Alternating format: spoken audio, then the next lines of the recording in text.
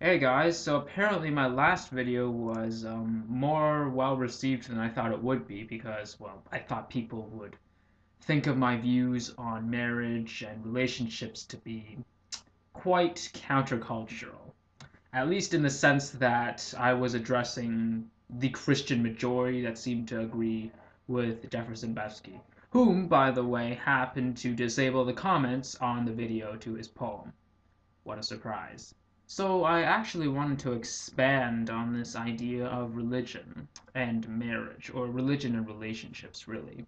Because I've never really understood why religion feels the need to seep itself into our personal lives. I mean, you can adopt a religious philosophy. I understand that. I understand that you may need the comfort in the belief of a god or gods to help you along the way. I don't like it, but I understand it. But what I don't understand is why you need religion to control your life. More simply put, if you are part of one of the three major religions, which happen to be monotheistic, if you are part of these religions and you believe that your God created everything and is responsible for a lot of what's good in the world, I don't understand why your God feels the need to care about the affairs of the things he created. As long as we're not hurting each other, I don't see the inherent wrong with some of the things that the monotheistic God, more specifically the Abrahamic God, finds so disturbing and so evil and wrong.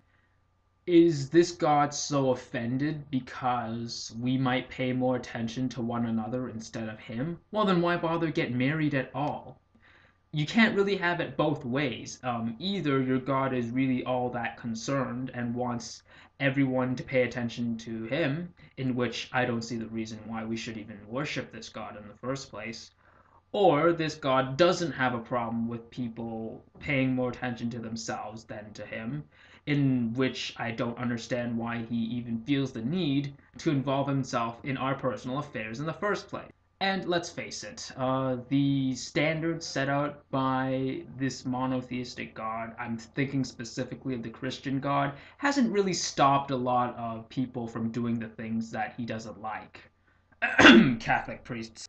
Luckily for us, religion doesn't have quite the amount of influence it once had in regards to what we do outside of the holy buildings that we worship our particular gods. And in doing so, with this lack of power, religion has to resort to using marketing tricks in order to try and coerce people to continue following up with their dogma and remain loyal and faithful and not stray from that religion. I think that there's a bit of good and bad news. The bad news is that it just makes religion seem all that more deceitful if it has to resort to marketing itself when the truth should not depend on desirability.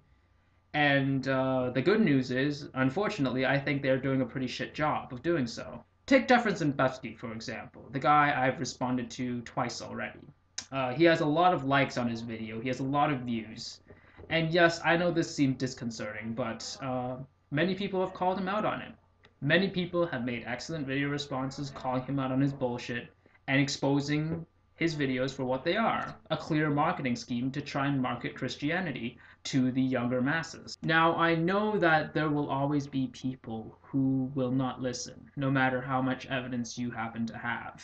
But my hope is, with at least pointing out a few of these rather slick marketing schemes to the masses, we can at least try and save a few people and at least make them aware of what they're actually doing. And the more people who are aware of what they really believe, then hopefully the less people there will be to waste their time, money, and effort trying to believe in something that was designed to extort them of their resources. I could be wrong that a God might exist and for some reason might care about who we sleep with, who we marry, who we date, etc. I could be completely wrong, and maybe religion isn't all about the marketing anymore. But until I am proven wrong, I would hope that my audience, for those of you who disagree with me, can at least understand where I come from. I would hope that at least my audience could remain as objective as possible and view how religion has acted and see for themselves whether or not I'm right.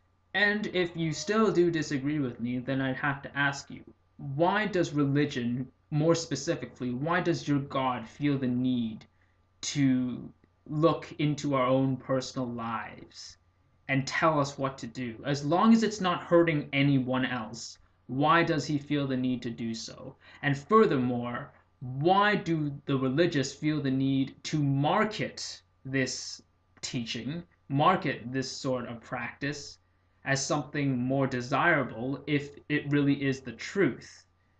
I would hope that people could respond to this because it's a question that's been bugging me a bit recently. Thanks for watching, and may the truth always be heard.